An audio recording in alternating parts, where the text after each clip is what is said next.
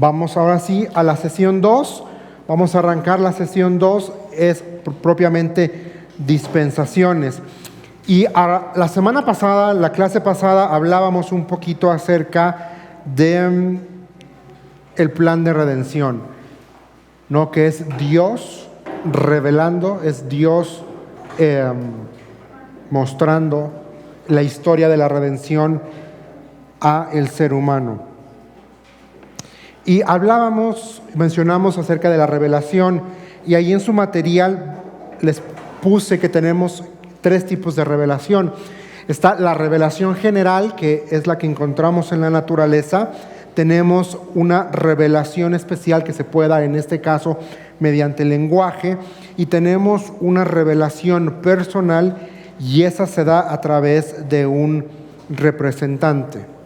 Estos conceptos son importantes para el día de hoy, porque vamos a hablar acerca de cómo Dios se revela a sí mismo. Y en la sesión anterior hablamos acerca de la importancia de tener una hermenéutica correcta. Y hablamos que hermenéutica es cómo interpretamos la Escritura. Este punto va a ser muy, muy importante porque la vamos a necesitar mucho más adelante para el estudio propiamente, pero también para nuestro estudio como individuos en lo personal de la palabra de Dios. Entonces, prácticamente hay 4 pilares que un autor que se llama Christopher Cohn identifica como lo que sostiene el dispensacionalismo, y son: 1, la existencia de Dios, ya vamos a irlo desglosando en esta noche. 2, la autorrevelación divina y autoritaria de Dios, y ahí va, con toda la intención del mundo, está divina y está autoritaria. Divina porque proviene de Dios, y autoritario porque también hoy confesamos que tenemos la revelación de Dios de forma escrita en este libro. Y vamos a irlo desglosando en unos momentos más. Tercero es la incapacidad del hombre para comprender naturalmente la revelación divina. Es decir, el ser humano sin Cristo no tiene la capacidad para conocer a Dios y conocer su palabra. ¿Por qué? Por el pecado. Esa es la razón. El cuarto es la utilización de una herramienta, de una hermenéutica consistente, que vamos a hacer un buen análisis y un buen ejemplo de este ejemplo. Y vamos en esta noche a ir desglosando estos 4 pilares. El primero es la existencia de Dios. Parecería obvio, pero en una época y en una edad relativista donde todo es relativo, tenemos que partir del hecho de que Dios existe, de que Dios es real. Pero reconocer que Dios es real es también reconocer que Él es eterno, que Él no cambia, Él es inmutable, que Él obviamente es creador. Pero una característica que es fundamental es que Dios es santo. Y la Biblia nos va a decir que Él es 3 veces santo. Entonces es fundamental, no perdamos de vista esta verdad de que Dios es santo. Dios, al ser santo, no tolera el pecado. Y el pecado se introdujo en la escena de la historia humana en Génesis 3 con la caída del hombre. Cuando Adán y Eva deciden desobedecer la orden dada por Dios de este árbol no vas a comer, en ese momento el pecado es introducido en la historia de la humanidad y el hombre nace con pecado. Por eso va a ser importante que haya una forma para erradicar el pecado. Y la única forma en la que el pecado fue quitado y es quitado de nuestras vidas es por medio de la obra de Cristo en la cruz del Calvario. Y lo vamos a ir viendo más adelante, porque esta obra que proviene de un Dios santo, pero también un Dios justo, Dios en su santidad no tolera el pecado, y Él dice el pecado tiene que ser castigado. Y la Biblia dice, porque la paga del pecado es muerte. La Biblia dice que no podemos agradar a Dios con pecado. Punto. Y la Biblia dice que por un hombre entró el pecado en todo el mundo, en todos nosotros. Entonces, pero Dios es santo, Dios es justo. Y en su justicia Dios va a proveer una forma para que el ser humano que estaba separado por el pecado pueda volver a gozar de una comunión con Dios. No voy a adelantar, pero eso lo vamos a ver en la primera dispensación, que es la dispensación de la inocencia. Pero no me voy a adelantar ahorita a eso. Pero es fundamental ahorita entender eso, que Dios es santo. Y como santo, Él estableció aquello que Él quería que tú y yo conociéramos de Él. Lo que Dios quería que tú y yo hoy supiéramos de Él, ya nos los dejó aquí. Lo que Dios quiere que sepas acerca de su persona, de su carácter, de su amor, de cómo Él obra, ya nos los dejó aquí plasmado. Solo es cuestión que nosotros hagamos y seamos intencionales en venir a la Escritura para descubrir al Dios de la Biblia. Eso es fundamental, eso es primordial. Y quiero que quede muy claro el hecho de que Dios es santo, porque esa es la base para el despliegue de un plan de redención. Porque al pecado, cuando el pecado es introducido, Dios no puede disasociarse, Dios no puede contradecirse a sí mismo. Y Él estableció que el pecado tiene consecuencias. ¿Por qué? Por su misma esencia de que Él es santo. ¿Y qué significa que Dios sea santo? Acompáñame a el libro de Isaías, capítulo 45. Esto no está en sus notas, pero es importante en esta noche que invirtamos un poquito de tiempo en esto. Ok, cuando hablamos de que Dios es santo, lo hablamos en dos sentidos, un sentido primario y un sentido secundario. El sentido primario es el que hace a Dios ser único y diferente, y ya vamos a ver por qué. El secundario hace alusión directa a su pureza, a su perfección y a su justicia. En cuanto al sentido secundario, es algo que nosotros podemos imitar, porque la Escritura dice, sean santos porque yo soy santo. Eso sí podemos replicar. La característica primaria no la podemos replicar porque eso es algo muy directo y muy especial y muy particular de la persona de Dios. Isaías 45, versículo 1, dice, esto es muy interesante, dice, vamos a leer del 1 al 8, dice, esto le dice el Señor a Ciro, su ungido,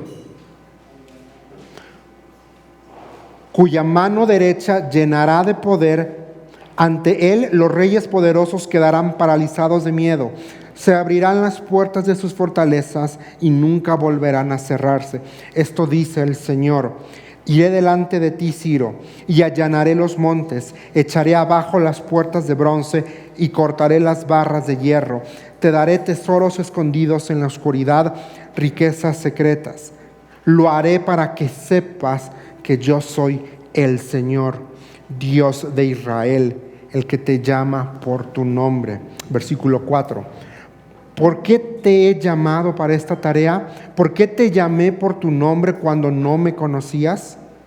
Es por amor a mi siervo Jacob, Israel, mi escogido. Otra vez aquí la diferenciación, Dios diciendo, el pueblo de Israel es mío. Versículo 5. Yo soy el Señor, no hay otro Dios. Y esta frase, yo soy el Señor, no hay otro Dios, se va a repetir 3 veces en el capítulo 45 de Isaías. Y dice, te he preparado para la batalla, aunque tú ni siquiera me conoces, para que el mundo entero, desde el oriente hasta el occidente, sepa otra vez que no hay otro Dios. Yo soy el Señor y no hay otro.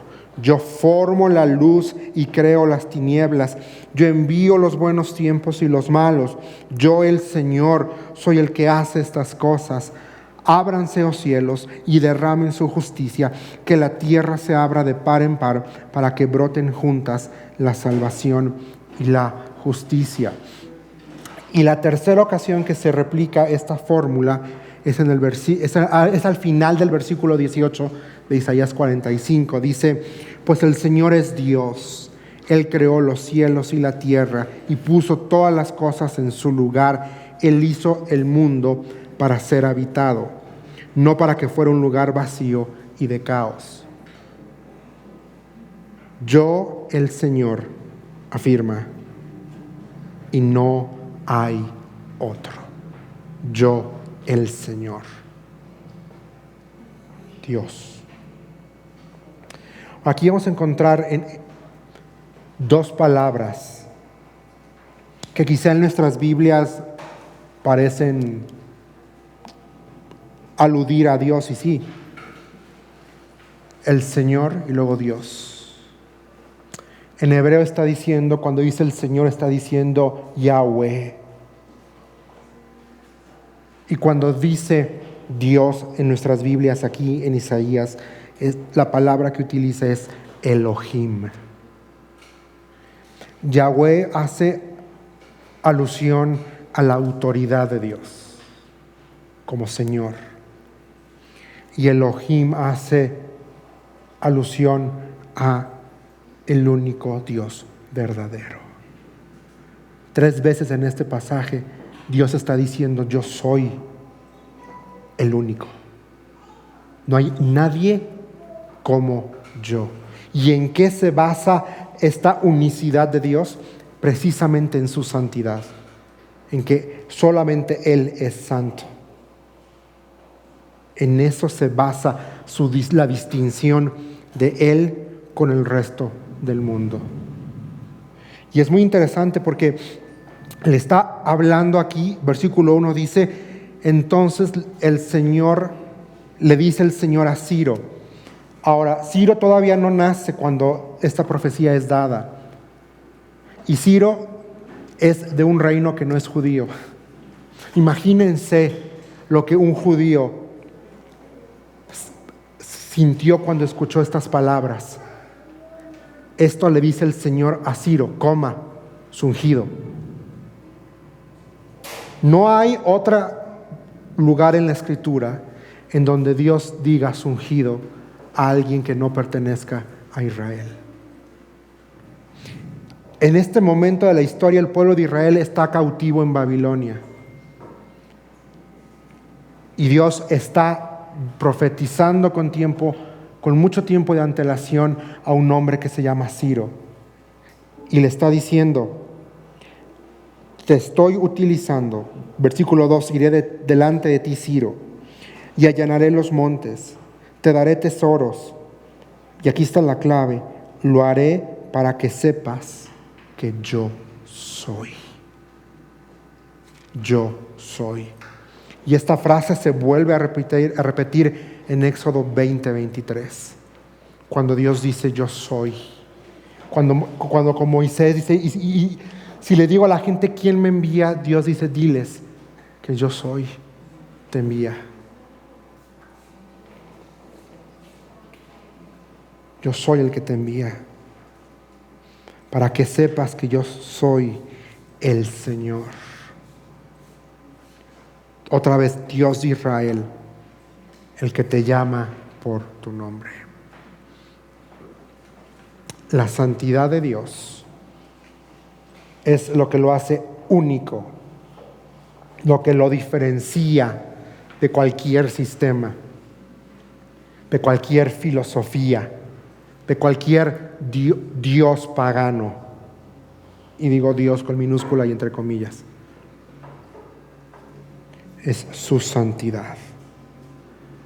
Pero ve, versículo 4, dices, por amor a mi siervo Jacob, Israel mi escogido. Es decir, Dios está diciendo, porque amo tanto a Israel, que voy a levantar a un hombre que ni siquiera es judío para librarlos.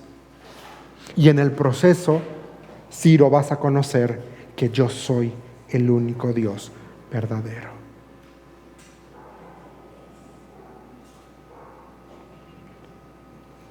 Y es interesante, y no tenemos tiempo en esta noche, sino podríamos ahondar en el versículo 7, que es muy interesante, pero no tenemos tiempo para eso. Pero a partir del versículo 14, y léanlo en sus casas, ya Dios va a hablar a los gentiles.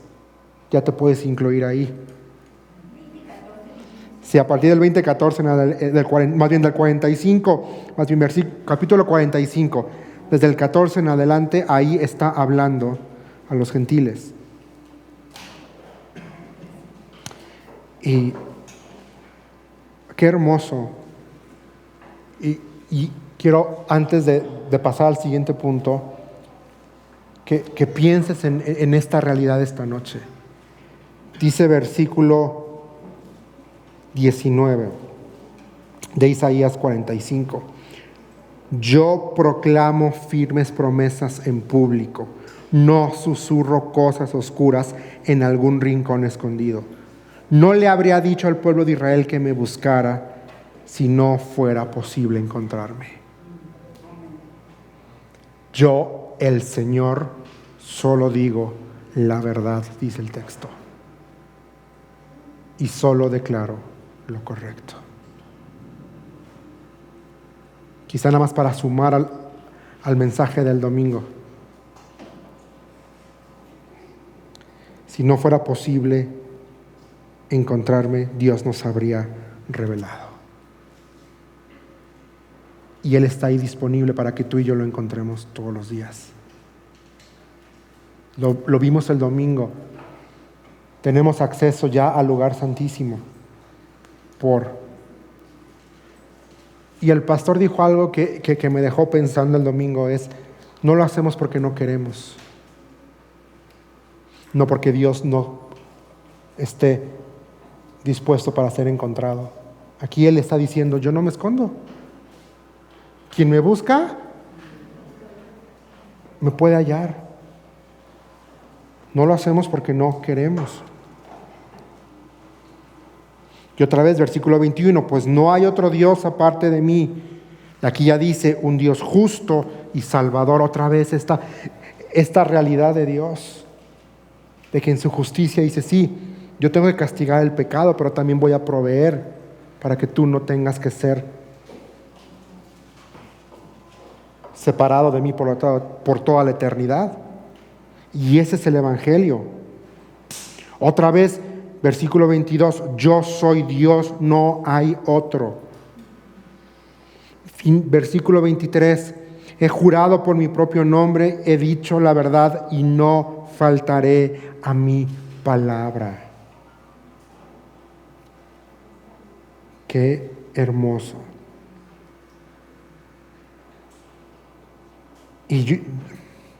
Versículo 24, esa es la esperanza que todos tenemos. Y yo anhelo y sé que lo voy a ver. Dice, la gente declarará, el Señor es la fuente de mi justicia y de mi fortaleza. Y ve qué bonito lo que dice abajo.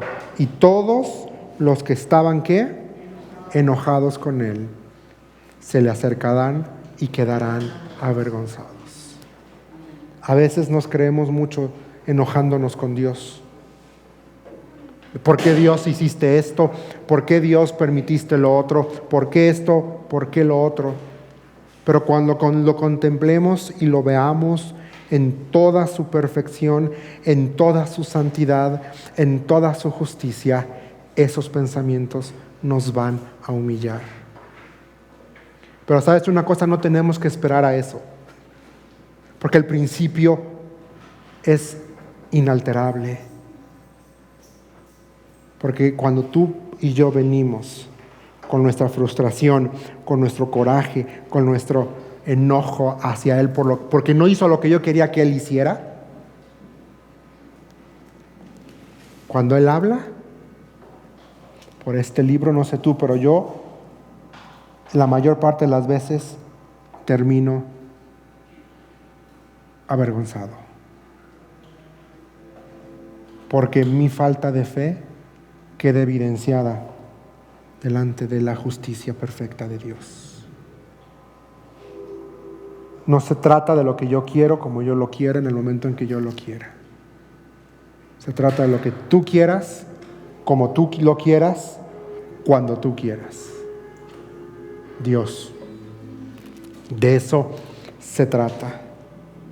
Pero bueno, para que vean nada más la importancia de partir del punto de reconocer que Dios existe, que Dios es real, que Él es único y que Él es diferente y que su unicidad radica en el hecho de que Él es santo.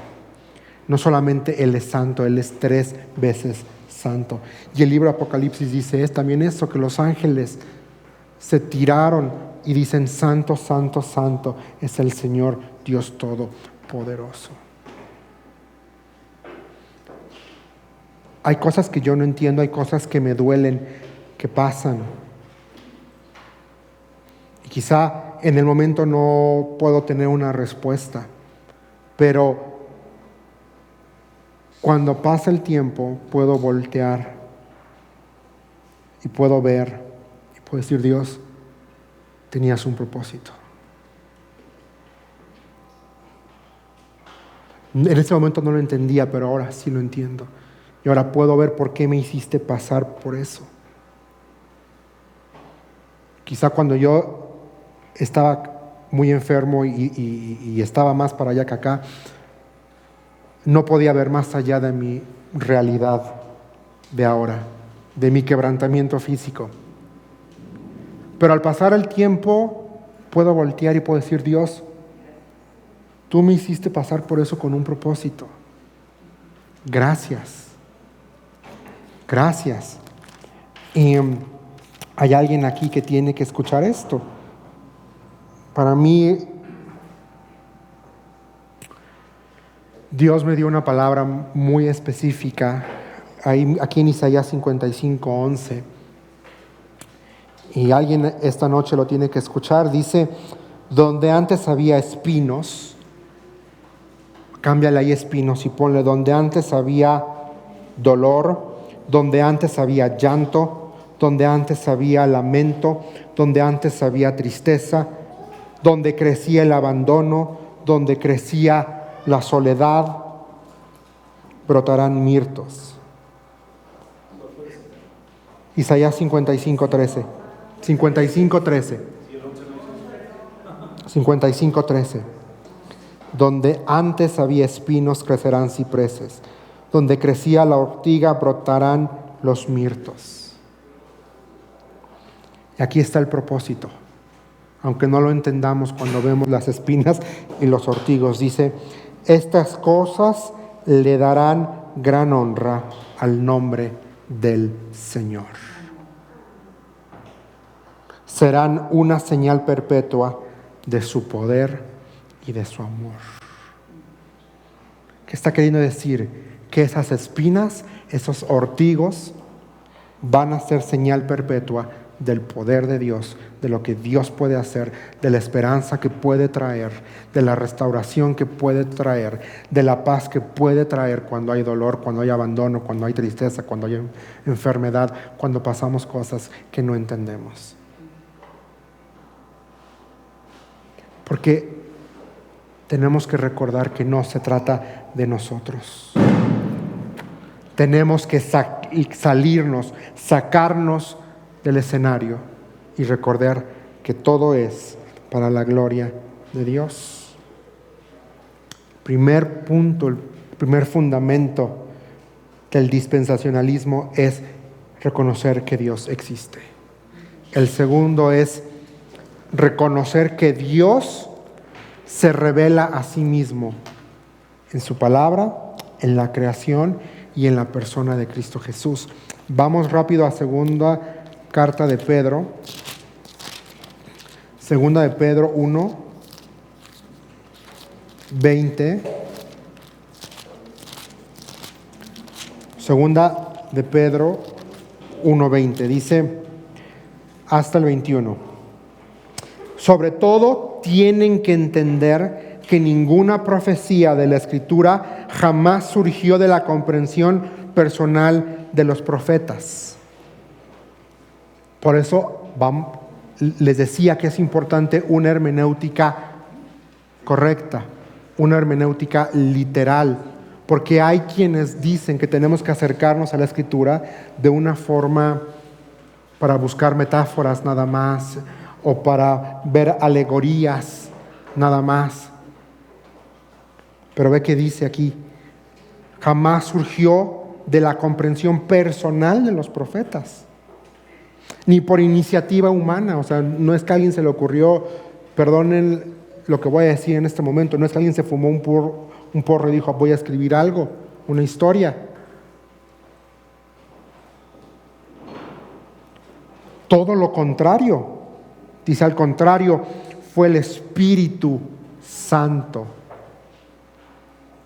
quien impulsó a los profetas y ellos hablaron de parte de Dios. Por esta razón necesitamos una hermenéutica correcta. Pero hay que entender que Dios se reveló a sí mismo.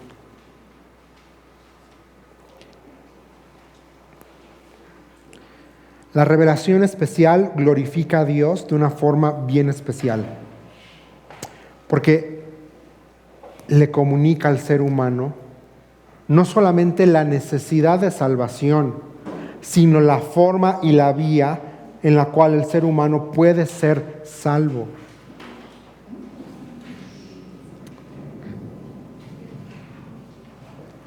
Por medio de la cruz del Calvario. Las Escrituras nos señalan a Cristo, el cual a su vez enseña el medio mediante el cual la humanidad puede tener la posición correcta para estar delante de Dios. O sea, a mí me vuela la mente, porque no me entra en la cabeza, ¿no? Ese aspecto de Dios, de que nos creó un espacio idílico, hermoso, con todo lo que el ser humano necesitaba y nos puso ahí. Y el ser humano le dimos una bofetada a su amor, a su gracia, a su provisión, desobedeciendo. Y en vez de decir a todos, aquí se termina la raza humana, dice Génesis 3, y pondré enemistad entre ti, le dice a la serpiente, y la mujer. Tú le herirás en el calcañar, o sea, aquí, talón, y ella te va a aplastar la cabeza, la simiente. A pesar de eso, ¿qué quiero decir con esto? Es que Dios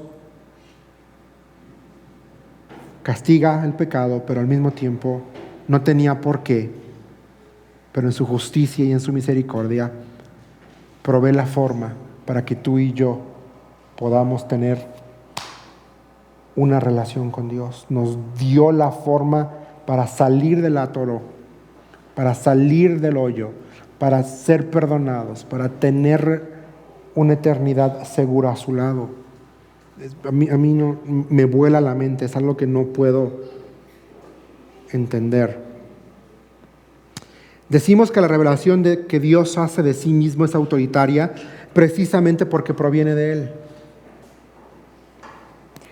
Al igual que con la Biblia, el hombre se somete a ella, a la revelación, porque la reconoce como la máxima autoridad en su vida y no está sujeta a interpretación personal. La Biblia no está sujeta a interpretación personal, es que yo creo que dice. No, ¿qué dice la Escritura? Tampoco la vida de Cristo está sujeta a interpretación personal. No es que yo creo que Él fue un gran maestro sabio y se fue a Egipto y ahí agarró conocimientos. Pues no. Lo que Dios quiso que tú y yo supiéramos está aquí. Y si Dios no nos habla nada de esos años es porque no teníamos que conocerlo. No teníamos que conocerlo. Y ¿sabes qué? No va a importar cuando lo veamos. Cuando estemos delante de Él, no va a importar. No, por muy hermosa y poética la canción de Marcos Vidal, quiero hacerte a un lado y hacerte muchas preguntas. Yo creo que no vamos, o sea, nada más de verlo, vamos a decir...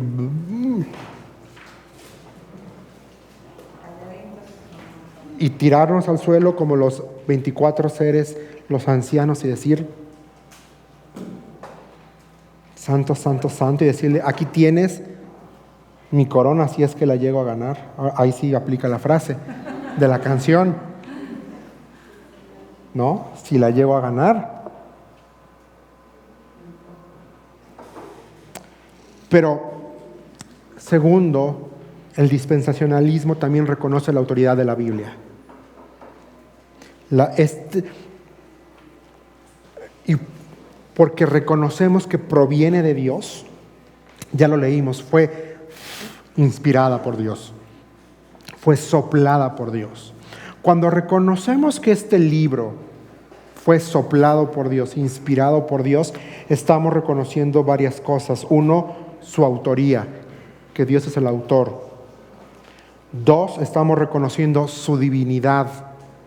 Esta es palabra de Dios.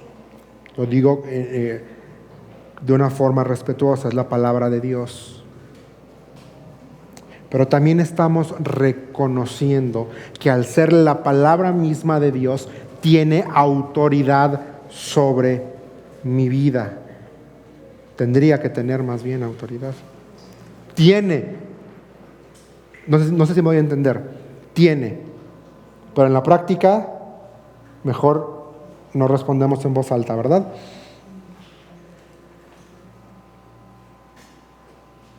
Y tendríamos que someternos. Es tu palabra. Y muchos cojeamos de ese punto. La Biblia no es un conjunto de alegorías espirituales. Es la palabra revelada de Dios. La Biblia no es un conjunto de mitos que elevamos como inspiracionales. Lo que está contenido en este libro es la palabra viva de Dios. El tercer punto es que nuestra inhabilidad para comprender la revelación de Dios. ¿Qué dice Romanos 1, versículo 18 al 23?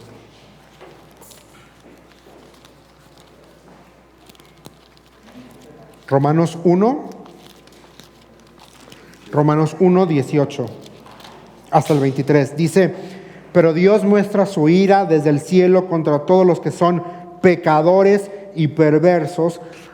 Qué fuerte palabra dice a continuación, que detienen la verdad con su perversión. Ellos conocen la verdad acerca de Dios porque Él se la ha hecho evidente. Ahí está otra vez la revelación de Dios. Pues desde la creación del mundo, aquí está la revelación general, todos han visto los cielos y la tierra por medio de todo lo que Dios hizo. Ellos pueden ver a simple vista las cualidades invisibles de Dios, su poder eterno y su naturaleza divina. Así que no tienen ninguna excusa para no conocer a Dios. 21, es cierto, ellos conocen a Dios, pero no quisieron adorarlo como Dios ni darle gracias. En cambio, comenzaron a inventar ideas necias sobre Dios. Como resultado, la mente les quedó en oscuridad y confusión. Cuando tú y yo, el ser humano, venimos a esta tierra, nuestra mente está así, en oscuridad y en confusión. ¿Quién es el que arroja luz a nuestra vida, a nuestro entendimiento? ¿Quién?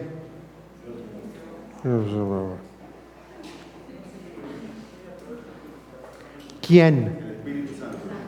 Espíritu Santo. Cristo vino a iluminar, pero quien arroja luz hoy a ti y a mí es Espíritu Santo, porque Él nos abrió los ojos del entendimiento, primero para reconocer que éramos pecadores y actuar en consecuencia. Uno decide si acepta o rechaza el regalo del perdón de Dios. Pero si tú y yo aceptamos el regalo del perdón, entonces dice Efesios que somos sellados. Espíritu Santo viene a vivir a tu vida y entonces ya puedes comprender la revelación escritural. Ahora, hay cosas que yo no entiendo de la Biblia y me va a llevar toda la vida a estudiarla. Pero esos puntos que sí entendemos, ahí está, es Espíritu Santo iluminándote. Pero dice, versículo 22, afirmaban ser sabios, pero se convirtieron en completos necios, y en lugar de adorar al Dios inmortal y glorioso, rindieron culto a ídolos que ellos mismos hicieron en formas de simples mortales, de aves, de animales de cuatro patas y de reptiles. Pero la mente natural del ser humano está en oscuridad. No tenemos la capacidad por nosotros mismos de entender la Escritura. Es que eso es lo que a mí me puede llenar de asombro y de gratitud y de humildad delante de Dios, que a pesar de que soy un ser creado, imperfecto, que no busca a Dios por naturaleza, Él se tomó, perdón la palabra que voy a utilizar, la molestia de darnos todo, de darnos Espíritu Santo, darnos su palabra y encima permitirnos conocer sus verdades. Y por eso sigo pensando en el sermón del domingo. No lo hacemos porque no queremos. Cuando tenemos todo, cuando Él nos los dio claro, no lo hacemos porque no queremos. El domingo pasado el pastor decía, a veces hay quienes dicen no tengo tiempo, estoy muy cansado, Mentira.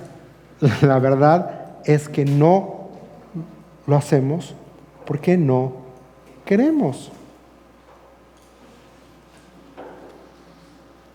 Digo, si quieres ver una película, si estás cansado, te vas a dormir antes de ir a ver la película, para no quedarte dormido viendo la película. Nos reímos porque sabemos que es cierto. ¿No? Buscamos en la cartelera, ok.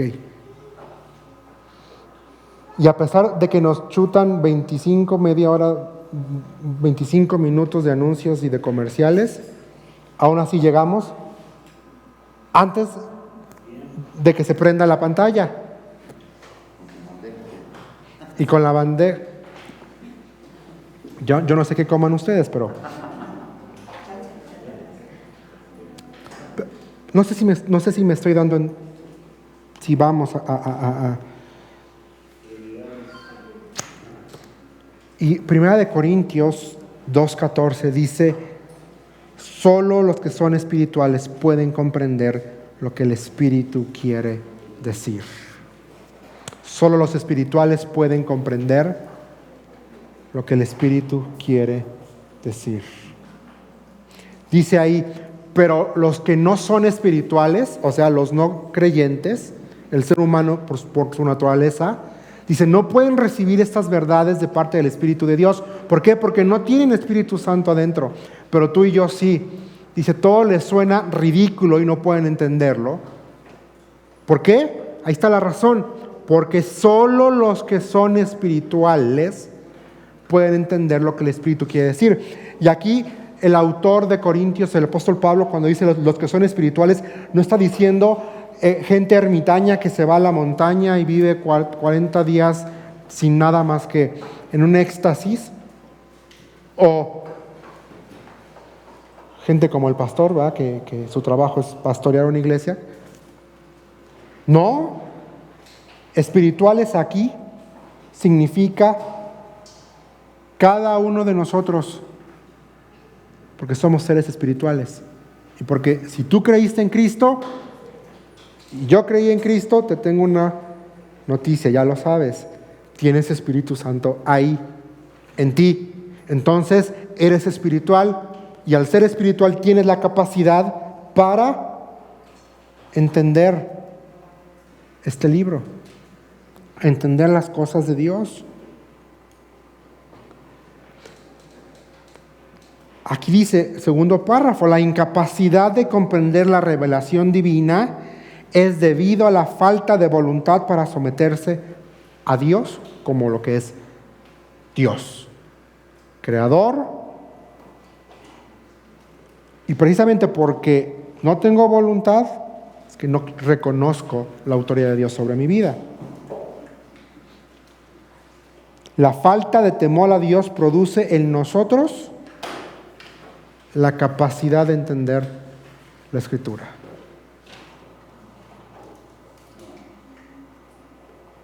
La falta de temor a Dios produce inhabilidad para entender las Escrituras. Proverbios 1:7 dice, y no lo sabemos de memoria, y nos gusta decirlo. ¿Qué dice Proverbios 1:7? El principio de la sabiduría es y no lo sabemos, así no lo resulta. Desprecian la sabiduría.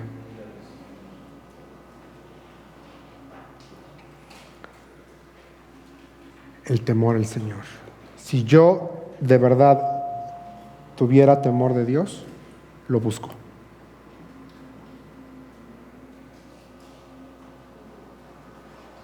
Ya como creyente, porque ya lo conozco. Si yo de verdad tengo temor de Él, lo voy a buscar. Si yo tengo temor de Él, me voy a someter a Él. Y lo que les mencionaba al principio, Juan dice que la luz vino al mundo e ilumina, pero también Juan dice en Juan 3:19, la luz de Dios llegó al mundo, o sea, Cristo, pero la gente amó más la oscuridad que la luz. Es decir, sin Cristo no tenemos la capacidad, pero ahora tenemos la capacidad de buscar a Dios. El fin último del plan de Dios es que Él sea glorificado mediante el despliegue de la historia de la redención, cómo Él es capaz de salvar a la humanidad.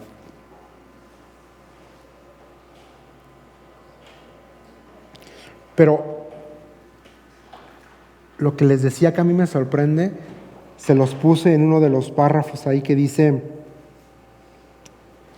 que Él toma la iniciativa para acercarse a nosotros. Para tal efecto fue Cristo quien tomó forma humana y vino a la tierra. Vean, me impresiona lo que dice Juan 6:44. Porque es Dios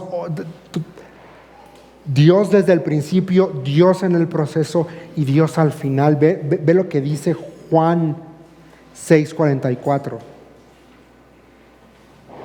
Dice, pues nadie puede venir a mí a menos que me lo traiga el Padre que me envió, y yo lo resucitaré en el día final. Nadie puede venir a mí a menos que me lo traiga el Padre. ¡Cuánto amor de Dios! ¡Cuánto amor de Dios! Nadie puede venir a mí a menos que me lo traiga el Padre que me envió. Teológicamente es Dios acercándose al hombre. Y la única forma en que el hombre puede acercarse a Dios Padre es por medio del Hijo. Dice la Escritura, con amor eterno los he amado. Los he atraído a mí. Dice la Escritura, los he atraído a mí.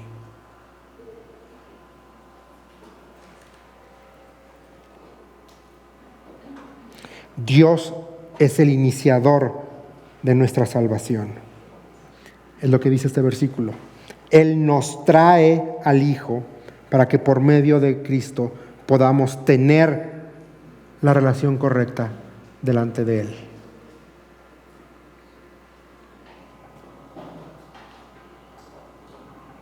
Nuestra condición antes de Cristo es de pecadores. La obra redentora de Cristo ahora nos da la condición correcta para poder comprender la revelación y en consecuencia someternos a la Biblia. El único que nos permite ver, y les puse ahí en su material, entre comillas, y explicar la revelación de Dios, es el Hijo. Jesús mismo dijo, Juan 14, del 9 al 11, dice, los que me han visto a mí, han visto al Padre. Entonces, ¿cómo me pides que les muestre al Padre? ¿Acaso no crees que yo estoy en el Padre y el Padre está en mí? Aquí viene lo hermoso. Las palabras que yo digo no son mías, sino que mi Padre, quien vive en mí, hace su obra por medio de mí. Solo crean que yo estoy en el Padre y el Padre está en mí.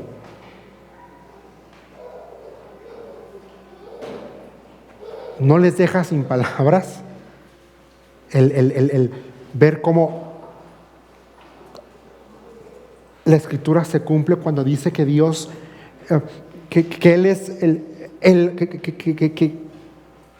es el autor y el consumador de nuestra fe? Desde página 1 Él fue delineando el plan para que tú y yo pudiéramos ser salvos. Él. Porque nosotros no, y lo vamos a ver cuando entremos a las dispensaciones, cuando estudiemos cada una. En la inocencia el hombre desobedeciendo. Luego viene la conciencia. Dios dice, a ver,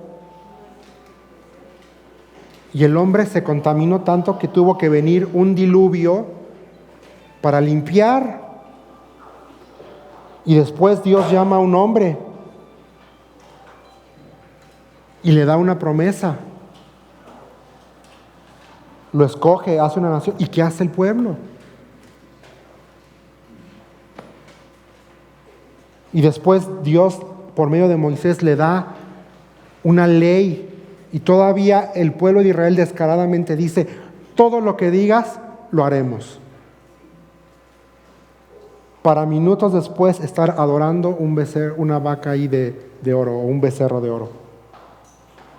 No pasaron nada. Mandan a Moisés que suba al monte Sinaí porque ellos no quieren encontrarse con la presencia de Dios. Mandan a Moisés, lo que Dios diga, eso vamos a hacer. Baja Moisés con el regalo de Dios para su pueblo, que es la ley, y los encuentra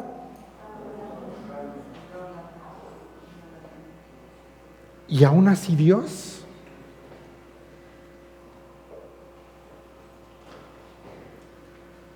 revelándose a sí mismo en el Hijo y dándonos la revelación por excelencia en este libro. ¡Wow! Aquí les puse, sin la obra de revelación del Hijo no tendríamos explicación del Padre, careceríamos también de entendimiento. El Padre es el autor. Él mismo se revela por medio de la creación y también lo hace en el Hijo, en Cristo. Y de forma muy particular en el lenguaje. Ahora lo tenemos aquí escrito, un lenguaje escrito. Y Espíritu Santo nos ilumina para entender. En el momento en que tú y yo abrimos este libro, Espíritu Santo está ahí para iluminarte, para ayudarte a entender. La pregunta es, ¿aceptamos la ayuda del Espíritu Santo o le decimos, no te necesito, yo creo que yo puedo entender la Biblia solo? Parece chiste, pero es anécdota, mis hermanos. Comprender. Se los puse aquí en el último párrafo. El Padre se revela en el Hijo y solo a través del Hijo, por medio del Espíritu Santo, es que el hombre puede comprender la revelación divina. El cuarto punto es la necesidad de una hermenéutica consistente. Ya vimos que hermenéutica es interpretación de la Escritura. Y ahora hay 4 formas de interpretación. No son todas, 3 no son correctas y una sí es la correcta. La interpretación literal es, vamos a lo que la Biblia dice, lo que la Biblia se explica a sí misma. No necesito meterle, sumarle, quitarle, restarle. Interpretación lineal es ver donde este principio se vuelve a replicar en toda la Escritura. Y queremos entender un principio bíblico. Ese es un tip para ustedes, mis hermanos, para su estudio personal. Vayamos a la porción de la Escritura en donde ese principio se menciona por primera vez, porque ahí es donde se da la base para todo el principio. Entonces tenemos literal, hay otra que es interpretación moral, y esta escuela se va a acercar a la Biblia nada más para buscar lecciones morales para la vida. Ve a la Biblia como un compendio de lecciones morales y párale de contar. Sí, la Biblia contiene la moralidad de Dios, una moralidad nueva, una moralidad redimida. Pero acercarse a la Escritura nada más para cuestiones morales es indirectamente negar muchas otras cosas, como la autoridad de la Escritura, como la autosuficiencia de la Escritura, como la deidad de Cristo. No, porque ahí te dicen, no, es que sí, es un muy buen libro. De hecho, la filosofía de Jesús es muy buena. Hay gente que te dice así, no, pero es que él de verdad pues no murió, se casó con María Magdalena y se fueron a vivir a no sé dónde, pero todo lo que él dijo y enseñó es moralmente correcto. Eso es el tipo de hermenéutica moral, que es herética. Interpretación alegórica es buscar nada más alegorías. Vamos a leer la Biblia como una gran alegoría. Y voy a usar lo que yo quiera de la Biblia que se aplique a mi conveniencia, a mi necesidad. La otra es una interpretación mística, y esto es, vamos a ver la Biblia para ver qué nos puede decir nada más acerca del más allá, sobre la vida en el más allá. Voy a explicar. La palabra literal en español nos puede causar Eso. Cuando se dice de interpretación lineal es tratar el texto original de una forma lineal. Una interpretación lineal de la Escritura va a reconocer que la Biblia utiliza lenguaje. En este caso es un lenguaje escrito. La Biblia, vamos a tener lenguaje, va a haber poético, vamos a tener ilustraciones, como el Señor Jesús las utilizaba. Vamos a tener otro tipo de literatura que se llama apocalíptica dentro de la propia Escritura. Y cuando decimos una interpretación literal, estamos diciendo que tenemos que ir a la propia Escritura. No podemos buscar respuesta o interpretar la Biblia fuera del parámetro de la Escritura. Una interpretación literal de la Escritura va a reconocer la palabra que estoy buscando y quizá está en tu mente es figuras literarias. Una figura literaria, ahorita van por ahí atrás, que está en Isaías 45, 7, que fue lo que empecé, que cuando hablamos de, que les dije, si tuviéramos más tiempo pudiéramos ahondar más. Y aquí en Isaías 45, en ese versículo, la fuente, esta porción está escrito, es una prosa poética en el hebreo, en el original. Para nosotros lo lees y no suena poético, ¿verdad? No suena prosa. Pero en el hebreo es un poema, pero no es un poema cualquiera. Se le conoce como paralelismo antitético.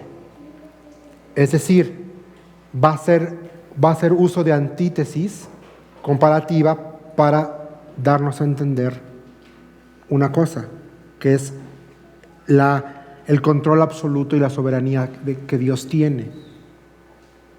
Entonces, no es que no respetemos las figuras literarias. Cuando decimos una interpretación literal, estamos diciendo, vamos a respetar las figuras que la propia Escritura nos da, que están registradas en ella misma. Que si hay alegorías, vamos a encontrar algunas alegorías. Pero lo curioso de las metáforas que el Señor Jesucristo utilizó es que Él fue muy cuidadoso en explicárnoslas inmediatamente después. Para que el ser humano exactamente no quedara a la imaginación y el ser humano hiciera lo que quisiera. El Señor, siempre que dio una parábola, le explicó. Si quisiéramos ser estrictos, muy estrictos, la literatura bíblica que le atañe a la iglesia sería a partir de Hechos capítulo 2 en adelante. Porque entonces ahí ya habla de nosotros como iglesia. ¿Me entiendes? Pero nosotros entendemos y apreciamos toda la Escritura precisamente porque Dios, por eso se llama dispensaciones, porque Dios poquito a poquito fue mostrando el plan de salvación. Entonces, cuando lo traes todo a la lupa global, lo ves desde arriba, entonces tenemos esta visión clara del plan redentivo de Dios para la humanidad. Y en la humanidad, y ahí es donde entra y nos asombra cómo Dios se tomó el tiempo de crear un plan redentivo para Israel, un plan redentivo también para las naciones y un plan para nosotros. La exégesis forma parte del proceso de estudio bíblico. Si fuéramos estrictos, la exégesis le antecede a la hermenéutica, que es la interpretación. Entonces, pero lo englobamos. Para fines prácticos, englobamos. Si quisiéramos ser muy así, diseccionarlo, empezamos con la observación del texto. ¿Qué dice? ¿Cómo está estructurado? Y en la observación es saber en qué punto de la historia. Por eso ocupamos conocer la historia bíblica, para saber en qué punto está escrito lo que estoy leyendo. Conocer la historia. Entonces, bueno, ya identifiqué que esto que estoy leyendo en la observación es poético, es histórico, es evangelios, es profético. Y si es profético, bueno, ¿para quién le atañe? ¿Esto es para Israel? ¿Esto es para la iglesia? ¿O esto es para las naciones gentiles? ¿Para qué tiempo? Y también para qué tiempo. Esto fue para los judíos anterior, en el presente, para que se entienda el punto. Sí, entonces observo.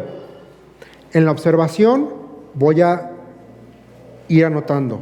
Luego paso a la disección del texto, que es lo que conocemos como la hermenéutica. Y la hermenéutica tiene herramientas que nos van a ayudar. Una de ellas es un exégesis. Pero la hermenéutica literal lo que va a hacer es esa exégesis que tú hiciste. ¿Qué palabrita? ¿Cuál es el significado que es más apegado, tomando en cuenta el contexto previo y el contexto que sigue? Por eso el contexto importa. Ese es parte del proceso del estudio bíblico. Lo último que hacemos en el estudio bíblico se llama aplicación. Eso es lo último que vamos a hacer en el estudio bíblico, es la aplicación. Pero a veces leemos la primera leída y ya que estamos queriendo hacerle ahí una aplicación. Por eso el dispensacionalismo nos va a hablar de una hermenéutica correcta. Una cosa que queda muy claro: hay verdades que son verdad es verdad, punto. Y aunque una verdad esté escrita, por poner un ejemplo, en el primer libro de Reyes, la verdad y principio va a aplicar a mi vida hoy. Porque la verdad no cambia. El principio eterno no va a cambiar, no va a variar. Por eso tenemos que leer la Biblia, para conocer esos principios. Ahora, cuando queremos tener un estudio más, vamos a ponerlo así, como lo que estamos haciendo hoy, ahí es donde entra todo esto que les estoy hablando. Ya lo van a ver, ahorita no se puede entender, quizá el pastor ya la captó por qué estamos diseccionando esto. Porque entonces, cuando vayamos a Mateo 24 y 25, vamos a identificar qué tipo de literatura es. ¿A quién le está hablando? Está hablando es apocalíptico, aunque esté en los evangelios, es literatura apocalíptica porque está hablando de un tiempo aún por venir. Y de este tiempo aún por venir, esto es para judíos, esto es para los gentiles, esto es para la iglesia. Ahí es donde nos ayuda estas herramientas. Pero por ejemplo, lo que leíamos hoy, por ejemplo, no hoy, pero voy a poner un ejemplo claro. Aunque es un profeta del Antiguo Testamento que estaba hablando a Israel para darle paz en cuanto a una obra que Dios iba a hacer, el principio en Habacuc 3:17, aunque las higueras no florezcan y no haya uvas en las vides, aunque se pierda la cosecha de oliva y los campos queden vacíos y no den fruto, aunque los rebaños mueran en los campos y los establos estén vacíos, ahí está el principio. Aún así me alegraré en el Señor. Este es un principio que es eterno, que es atemporal, que no depende de una dispensación. Pero una palabra como la que Dios le da a Abraham, y te daré un pedazo de tierra, ahí es donde utilizamos la hermenéutica lineal para decir eso es para los judíos. Cuando dice y los haré volver de la cautividad, la hermenéutica lineal nos va a ayudar a entender esto es para judíos. Isaías 45:1 le está hablando a Ciro. Las dispensaciones nos van a mostrar a un Dios que tiene plan, propósito específicos y claros. Y esos propósitos se bifurcan, vamos a ponerlo así. Hay propósitos especiales para un tiempo y un momento históricamente hablando, y hay otros propósitos y planes que son verdades. que son absolutas y son atemporales, que aplican para hoy. Va a quedar mucho más claro cuando entremos a ver la dispensación, la primera, la inocencia, conciencia, la promesa mosaica. Va a quedar un poco más claro este principio. A mí me gusta mucho la historia de Israel, el Antiguo Testamento, porque me muestra el carácter de Dios de una forma impresionante. Y ahí hay principios que yo puedo aplicar para mi vida hoy. Buenos, buenísimos. Pero también veo ejemplos malos. Un Sansón, por ejemplo, en el Antiguo Testamento, que se encaprichó con una mujer que no era, y la quiero, y la quiero, y la quiero, y la quiero. Y me llama la atención que sus papás dicen, ¿acaso no hay mujer en Israel? Y ahí, error de los papás, porque los papás tuvieron de haber dicho, no, firme, no. No fueron a pedirle la mano a la mujer. Y luego, ¿qué pasó? La vida de Sansón lo que fue para abajo. Ahí hay dos principios que son eternos, que no cambian. No te unas en yugo desigual. Y punto número 2, padres tienen que ser exactamente, honran a tu padre y a tu madre. Sansón nunca debió de haber dicho a sus papás, vayan y pídanme a esta filistea. Lo hubiera obedecido. Cuando los papás dijeron no, él debió haber dicho, ok, está bien, pero no. Otro principio, cuando el pueblo, a mí me puede mucho, hay un pasaje que dice, y en su ira Dios les dio rey. En su ira Dios les dio rey. El pueblo de Israel quería un rey como todas las naciones. Y estaban, y quiero, y quiero, y quiero, y quiero, y quiero, y quiero. Órale, ahí va la voluntad permisiva de Dios. No es lo ideal, no es lo que yo quería para ti, pero tanto me estuviste. Órale, ahí te va. Las consecuencias son tuyas, no va con mi bendición completa. Tanto lo querías, ahí te va. Muy diferente a la voluntad directiva de Dios. Dios, ¿quieres que haga esto? Dios, ¿quieres que dé este paso? Dios, ¿quieres? ¿Me entienden? No es desechemos la Biblia, es al contrario, amémosla, disfrutémosla y pasemos tiempo en ella para poder encontrar a Dios, sus propósitos, sus planes, porque Dios no cambia. La Escritura Él nos va a llevar a hacer eso. Y siempre, si pudieran, mis hermanos, lo ideal es leer el capítulo previo y el capítulo posterior a la porción que estoy leyendo, que estoy estudiando, para tener una idea más o menos. Si no pasamos tiempo en la Escritura, no lo vamos a conocer, no vamos a saber identificar. Yo sé que ahorita está complicado, pero esto que estamos hablando ahorita nos va a ayudar a entender cuando empecemos a diseccionar cada una de las 7 dispensaciones. Vamos a orar porque el tiempo se nos fue. Señor, estamos tan agradecidos por tu presencia. Gracias, Padre, por tu palabra. Señor, ayúdanos a honrarte y ayúdanos, Señor, a ser fieles a ti, a tu palabra. Señor, pon en nosotros el anhelo y el deseo de buscarte.